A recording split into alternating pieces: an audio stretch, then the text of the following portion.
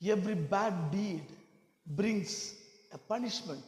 ஒவ்வொரு தவறான செயலும் ஒரு தண்டனையை கொண்டு வருகிறது. Every sin provokes its punishment. ஒவ்வொரு பாவமும் அதனுடைய தண்டனையை தூண்டி விடுகிறது.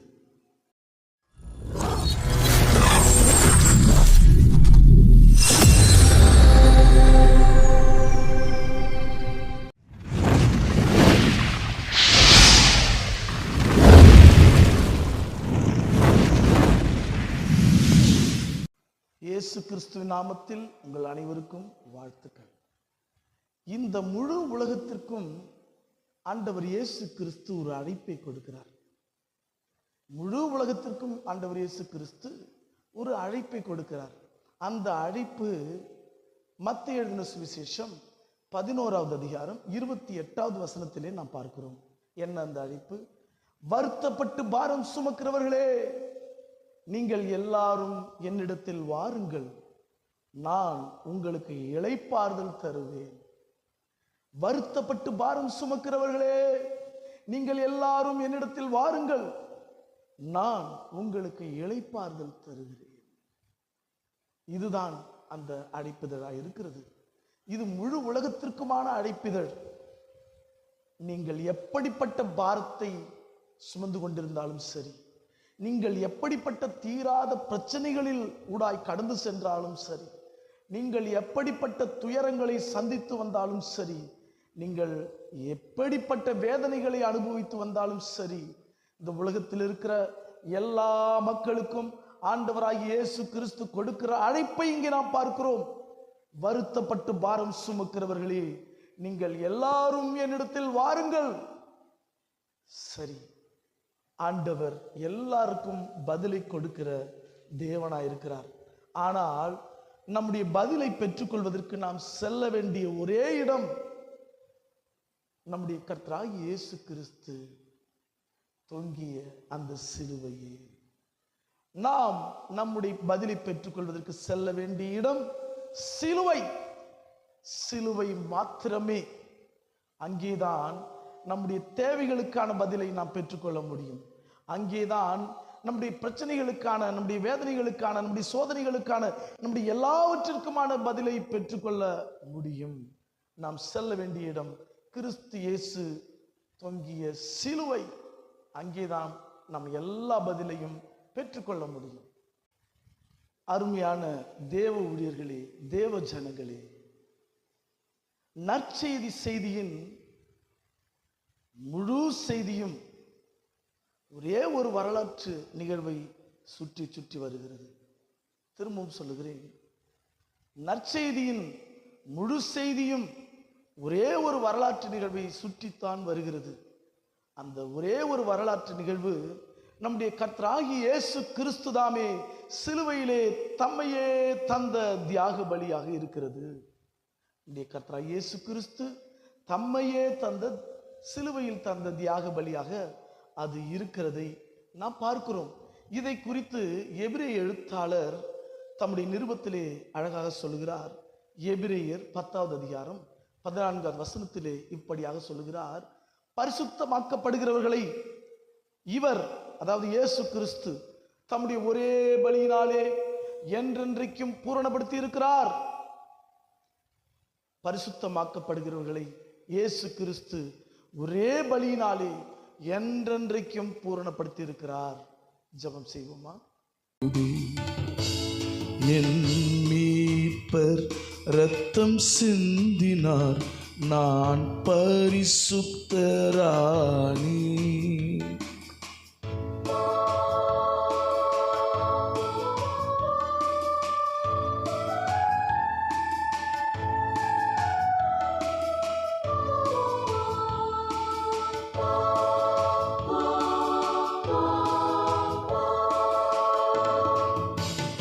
அவர் எனக்காய் உயிர் கொடுத்தார், என் உள்ளம் போற்றுதே. அவர் என்னோடென்றும் இருப்பார், என் உள்ளம் வாழ்த்துதே. அவர் எனக்காய் உயிர் என் உள்ளம் போற்றுதே. அவர் என்னோடென்றும் இருப்பார், என் உள்ளம் வாழ்த்துதே, என் உள்ளம் வாழ்த்துதே. என் மீட்பர் இரத்தம் சிந்தினார், நான் பரிசுத்தரானே. பரலோக பிதாவே, உமக்கு நன்றி செலுத்துகிறோம். இந்த வேளையிலும் கூட இயேசு கிறிஸ்து ஒரே பலியினாலே பரிசுத்தமாக்கப்படுகிறவர்களை என்றென்றைக்கும் பூரணப்படுத்தி இருக்கிறீர் என்று சொல்லி நாங்கள் பார்க்கிறோம். சிலுவையிலே நீர் எங்களுக்கு செய்த தியாகத்திற்காக ஸ்தோத்திரம். சிலுவையில் நீர் எங்களுக்கு சம்பாதித்து வைத்த ஆசீர்வாதங்களை, சிலுவையில் நீர் எங்களுக்காக ஏற்றுக் கொடுத்த தெய்வீக பரிமாற்றங்களை நாங்கள் புரிந்து கொள்ள, பெற்றுக்கொள்ள, வாழ்க்கையில் அனுபவித்து வாழ எங்களுக்கு உதவி செய்யும். நன்றி செலுத்துகிறோம். இயேசுவின் வல்லமையுள்ள நாமத்திலே ஜெபிக்கிறோம் எங்கள் நல்ல பிதாவே. ஆமேன், ஆமேன். பரிசுத்தமாக்கப்படுகிறவர்களை ஒரே பலியினாலே இவர் என்றென்றைக்கும் பூரணப்படுத்தி இருக்கிறார். திரும்பவுமாக சொல்லுகிறேன், பரிசுத்தமாக்கப்படுகிறவர்களை இயேசு ஒரே பலியினாலே என்றென்றைக்கும் பூரணப்படுத்தி இருக்கிறார். அருமையானவர்களே, இந்த வசனத்துல ரெண்டு முக்கியமான வார்த்தைகள். ஒன்று பூரணப்படுத்தி இருக்கிறார், இன்னொன்று என்றென்றைக்கும். பூரணப்படுத்துதல், என்றென்றைக்கும். இந்த இரண்டு முக்கியமான வார்த்தைகளை இந்த வசனத்திலே நாம் பார்க்கிறோம். அதாவது இயேசு கிறிஸ்து தாமே பரிசுத்தமாக்கப்படுகிறவர்களை தமது ஒரே பலியினாலே என்றென்றைக்கும் பூரணப்படுத்தி இருக்கிறார். இந்த தியாக பலியில் தானே மனு குலத்திற்கான எல்லா தேவைகளுடைய பதிலும் உள்ளடங்கி இருக்கிறது. மனு குலத்திற்கான எல்லா தேவைகளுக்கும் அதற்குரிய பதிலும் இந்த ஒரே தியாக பலியில் தான் அடங்கி இருக்கிறது. இந்த அடிப்படையில் தான் பவுல் அடிகளார் எழுதுகிறார், பிலிப்பியர் 4:19 என்ன எழுதுகிறாரு? என் தேவன் தம்முடைய மகிமையின் ஐஸ்வரியத்தின்படி உங்கள் குறைவையெல்லாம் கிறிஸ்து இயேசுவுக்குள் நிறைவாக்குவார். என் தேவன் தம்முடைய மகிமையின் ஐஸ்வரியத்தின்படி உங்கள் குறைவையெல்லாம் கிறிஸ்து இயேசுவுக்குள் நிறைவாக்குவார். உங்கள் குறைவையெல்லாம், இது எல்லா தேவைகளையும் சந்திக்கிற தியாக பலி. உங்கள் சரீர பிரகாரமான தேவைகளை இந்த தியாக பலி சந்திக்கிறது. உங்கள் ஆத்தும ரீதியான தேவைகளை இந்த தியாக பலி சந்திக்கிறது. உங்களுடைய உணர்வு ரீதியான தேவைகளை இந்த பலி சந்திக்கிறது. உங்களுடைய மன ரீதியான தேவைகளை இந்த பலி சந்திக்கிறது. இந்த இயேசு கிறிஸ்துவின் தியாக பலியினால் சந்திக்க முடியாத மிகப்பெரிய தேவையும் இல்லை, மிக சிறிய தேவையும் இல்லை. என் தேவன் தம்முடைய மகிமையின் ஐஸ்வரியத்தின்படி உங்கள் குறைவையெல்லாம் கிறிஸ்து இயேசுவுக்குள் மகிமையிலே நிறைவாக்குவார். அப்படின்னா ஏதோ பரலோகத்தில் போய் உங்க தேவைகளை சந்திக்க போறாருன்னு அர்த்தம் கிடையாதுங்க. இங்கேயும் உங்களுடைய தேவைகள் சந்திக்கப்படும். இயேசுவின் மகிமை இங்க இருக்கா இல்லையா? இங்கேயும் இருக்கிறது.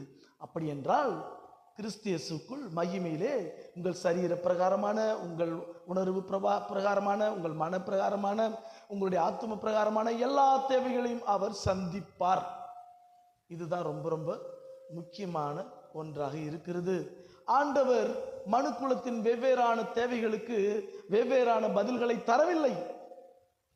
அவர் மனுக்குலத்தின் வெவ்வேறான தேவைகளையும் தம்முடைய ஒரே இணையற்ற தியாக பலியின் மூலமாக அவர் சந்தித்திருக்கிறார்.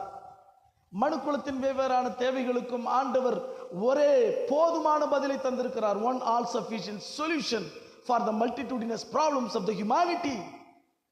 மனுக்குலத்தின் வெவ்வேறு விதமான எண் நிறைந்த தேவைகளுக்கும் ஆண்டவர் சிலுவையிலே ஒரே போதுமான பதிலை தந்திருக்கிறார்.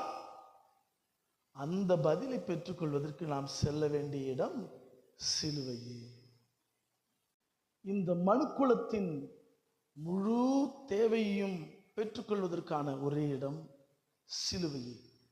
இந்த மனுக்குலம் முழுவதும் செல்ல வேண்டிய ஒரே இடம் சிலுவையே. இயேசு கிறிஸ்து சிலுவையிலே நிறைவேற்றப் போகிற தியாக பலியினை ஏசாயா என்கிற தீர்க்கதரிசி கிறிஸ்துவுக்கு முன் 700 வருடத்திற்கு முன்பதாகவே தெள்ள தெளிவாக குறிப்பிட்டிருக்கிறது நான் பார்க்க முடிகிறது. அதாவது ஏசாயா 53வது அதிகாரம் 10வது வசனத்தை பார்க்கிற பொழுது அங்கே மனுக்குலத்திற்கு பதிலாக குற்ற நிவாரண பலியாக செலுத்தப்பட வேண்டிய கர்த்தருடைய ஊழியனின் ஆத்துமாவை குறித்து அங்கு ஏசாயா தீர்க்கதரிசி விலக்கி இருக்கிறதை நாம் காண முடிகிறது. அதாவது பெயர் குறிப்பிடப்படாத ஒரு கர்த்தருடைய ஊழியன் தன்னுடைய ஆத்துமாவை மனுக்குலத்தின் பாவத்திற்கு நிவாரணமாக, பாவ நிவாரண பலியாக அவர் சிலுவையிலே செலுத்துவார் என்று குறிப்பிடப்பட்டிருக்கிறதை காண முடிகிறது. அருமையானவர்களே, புதிய ஏற்பாட்டு எழுத்தாளர்கள் எல்லாருமே அந்த பெயர் குறிப்பிடப்படாத கர்த்தருடைய ஊழியர் இயேசு கிறிஸ்துவே என்று ஒருமனதாக இனம் கண்டு கொண்டதை நாம் தெள்ள தெளிவாக புதிய ஏற்பாட்டு புத்தகத்திலே காண முடிகிறதை பார்க்கிறோம். இயேசு கிறிஸ்து ஏன் தன்னை தியாக பலியாக, பாவ நிவாரண பலியாக செலுத்த வேண்டி இருந்தது, அவருடைய நோக்கம் என்ன என்பது ஏசாயா 53வது அதிகாரம் 6வது வசனத்திலே நமக்கு சொல்லப்பட்டிருக்கிறதை நாம் காண முடிகிறது. ஏசாயா 53:6 என்ன சொல்லுகிறது? நாம் எல்லோரும் வழி தப்பி திரிந்து அவனவன் தன் வழியிலே போனோம். நாம் எல்லோரும் வழி தப்பி திரிந்து அவனவன் தன் நாடுகளைப் போல வழி தப்பி திரிந்து அவனவன் தன் வழியிலே போனோம். கர்த்தரோ நம்ம எல்லோருடைய அக்கிரமத்தையும் அவர் மேல் விழ பண்ணினார். திரும்பவும் சொல்லுகிறேன், கர்த்தரோ நம் எல்லாருடைய அக்கிரமத்தையும் இயேசுவின் மேல் விழ பண்ணினார். அவன் தன் சொந்த வழியிலே போனோம். மனுக்குலத்தின் அடிப்படையான உலகளாவிய ஒரு பிரச்சனை என்னன்னு கேட்டீங்கன்னா, அவன் தன் சொந்த வழியிலே போனோம். அப்படின்னா என்னப்பா? எல்லோரும் கர்த்தருக்கு புறமுதுகை காட்டிவிட்டார்கள். யாரும் கர்த்தரை தேடவில்லை. கர்த்தரை விட்டு பின்னோக்கி சென்று விட்டார்கள், புறமுதுகை காண்பித்து விட்டார்கள். இதுதான் basic and universal problem of the humanity. அப்படின்னா என்ன? இந்த உலகத்தில் இருக்கிற மனிதர்கள் ஒவ்வொருத்தரும் ஒவ்வொரு விதமான பாவங்களை செஞ்சிருக்கலாம். ஆனாலும் எல்லாருடைய பாவத்திற்கும் அடிப்படையான ஒரு பாவம், அவன் தன் சொந்த வழியிலே போனோம். அடுத்த வரி சொல்லுது, கர்த்தரோ நம் எல்லோருடைய அக்கிரமத்தையும் இயேசுவின் மேல், அவர் மேல் விழப்பண்ணினார். இந்த இடத்துல அக்கிரமம் என்று சொல்லப்படுகிற வார்த்தை நாம் காண முடிகிறது. அக்கிரமம் என்று சொல்லப்படுகிற வார்த்தைக்கு எபிரேய மொழியிலே சொல்லப்பட்டிருக்கிற வார்த்தை அவான் என்கிற வார்த்தை. அவான் என்கிற வார்த்தையை தமிழிலே அக்கிரமம் என்று மொழிபெயர்த்திருக்கிறதை நாம் காண முடிகிறது. ஆங்கில மொழியாக்கத்திலே இனிக்விட்டி என்று சொல்லி மொழிபெயர்த்திருக்கிறார்கள். வேறு சில கான்டெம்பரரி இங்கிலீஷ் வெர்ஷன்ல பார்த்தீங்கன்னா ரிபல்லியன் என்று சொல்லி மொழிபெயர்த்திருக்கிறார்கள். இனிக்விட்டின்னா பாவம், அக்கிரமம் இதெல்லாம் வருது. ரிபல்லியன்னா முரட்டாட்டம் என்றால் இது மனிதனுக்கு விரோதமான முரட்டாட்டம் அல்ல, தேவனுக்கு விரோதமான முரட்டாட்டம், அதை குறிக்கிறதாக இருக்கிறது. ஆனாலும் இந்த அவான் என்கிற வார்த்தையினுடைய பொருள் ஏதோ அக்கிரமம், முரட்டாட்டம், இனிக்விட்டி, ரிபல்லியன் இதோடு கூட அடங்கி விடவில்லை. அப்படி என்றால் அதனுடைய பொருள் தான் என்னன்னு பார்த்தீங்கன்னா, இந்த நம்ம எல்லோருடைய அக்கிரமத்தையும் அவர் மேல் விழ பண்ணினார்னா, நம்ம எல்லோருடைய அக்கிரமத்தையும் அப்படின்னு சொல்றது என்னன்னா, அவான் என்கிற வார்த்தை அக்கிரமம், அதன் மூலமாக வருகிற தண்டனை, அதன் மூலமாக வருகிற எல்லா விளைவையும் அவர் மேல் விழ பண்ணினார்.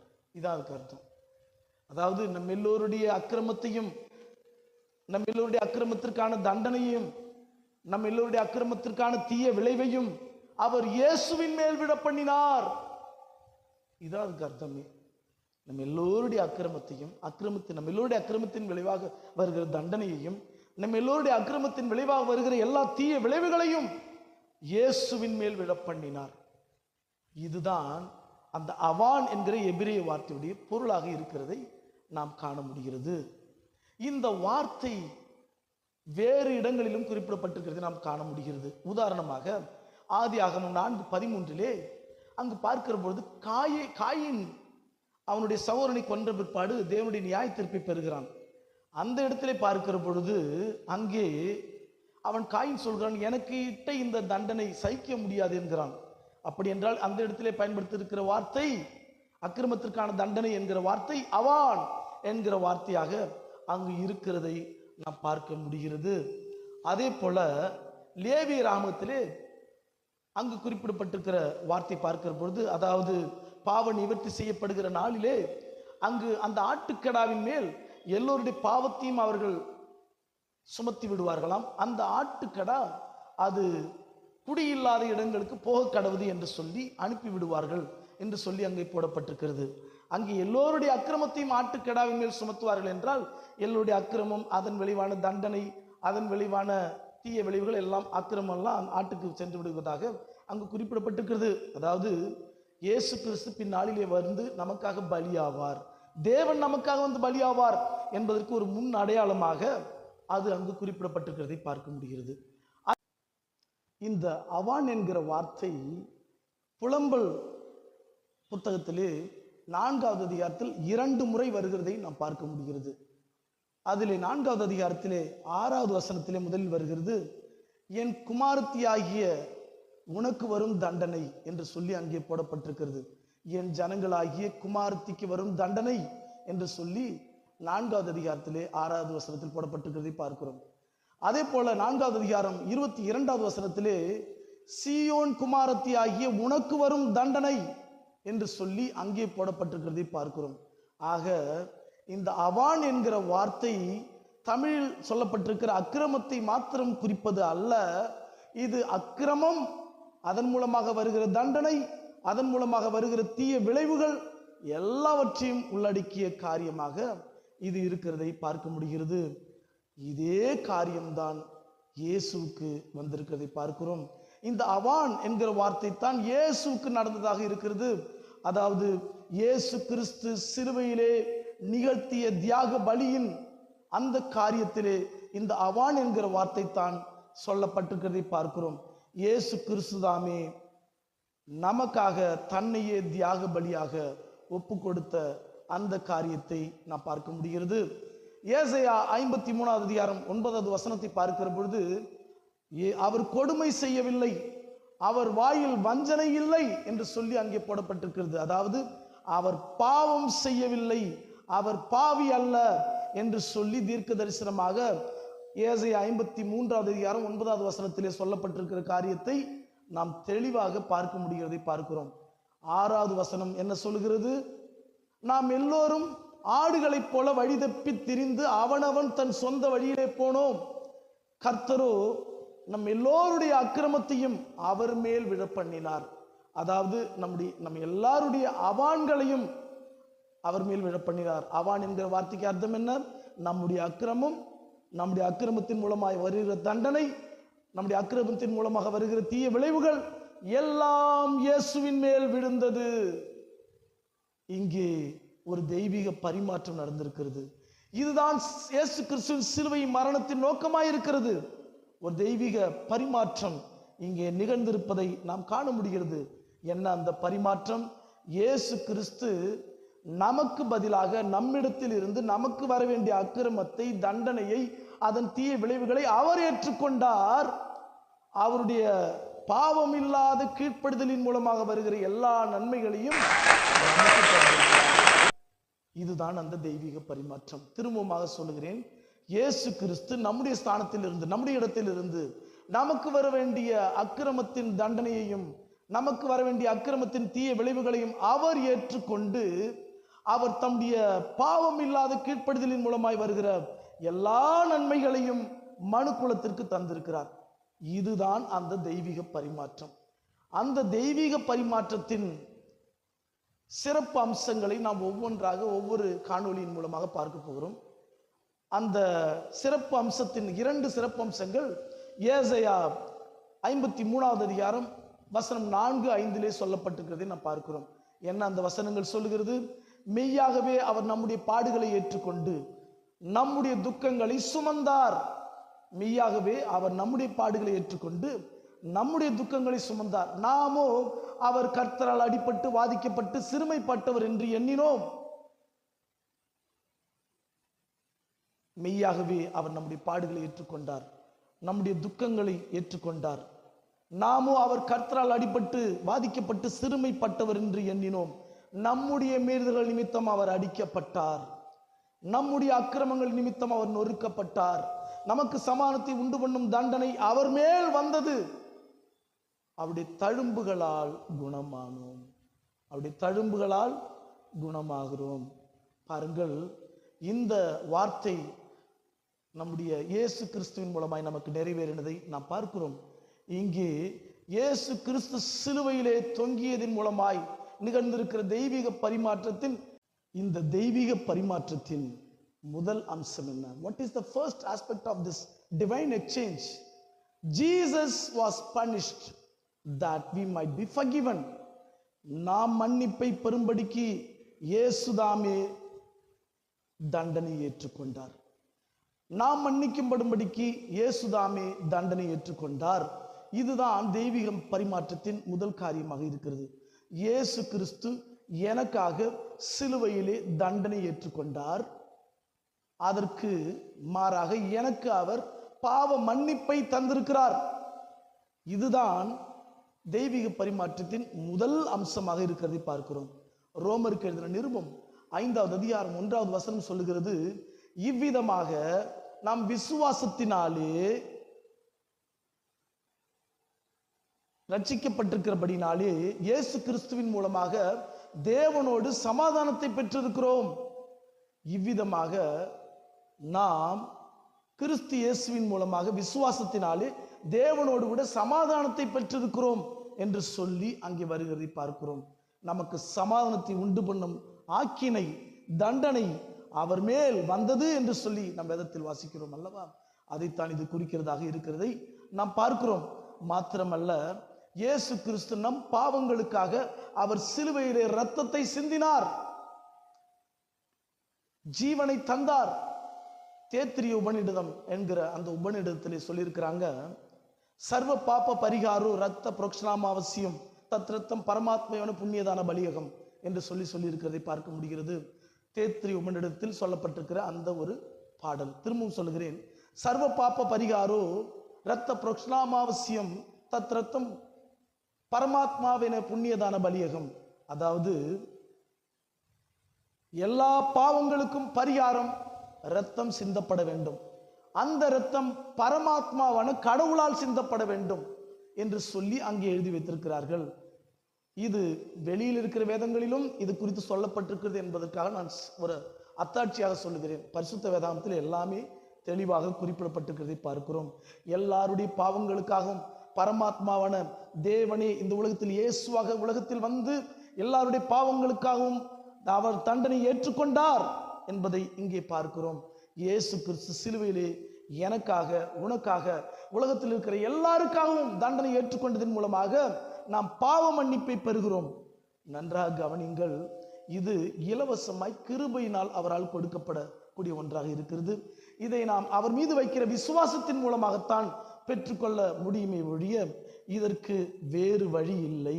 இயேசு கிறிஸ்து தாமே என் பாவத்தின் தண்டனை ஏற்றுக்கொண்டு அவர் எனக்கு பாவ மன்னிப்பை தந்தார். அறிக்கை செய்வோமா?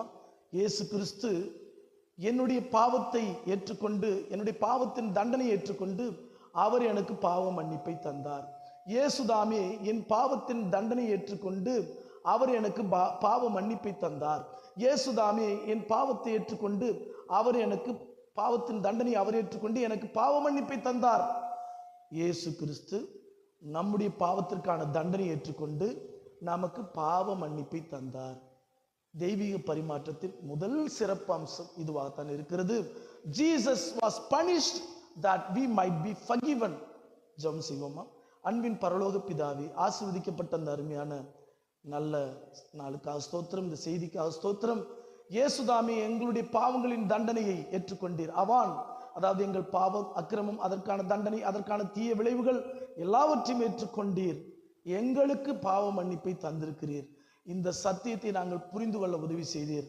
ஆண்டவரே, இந்த வார்த்தைகளை கேட்கிறவர்கள் பார்க்கிறவர்கள் ஒவ்வொருவரும் உம்மை அறிந்து கொண்டு விசுவாசத்தினால் கிருபையினால் நீர் கொடுக்கிற எல்லா விதமான ஆசீர்வாதங்களையும் சிலுவையில் சம்பாதித்து வைத்த ஆசீர்வாதங்கள் எல்லாவற்றையும் பெற்றுக்கொள்ளும்படிக்கு உதவி செய்யும்படியாக ஜெபிக்கிறோம். இயேசுவின் வல்லமையுள்ள நாமத்தில் ஜெபிக்கிறோம் நல்ல பிதாவே, ஆமீன் ஆமீன். கர்த்தர் தாமே உங்களை ஆசீர்வதிப்பாராக.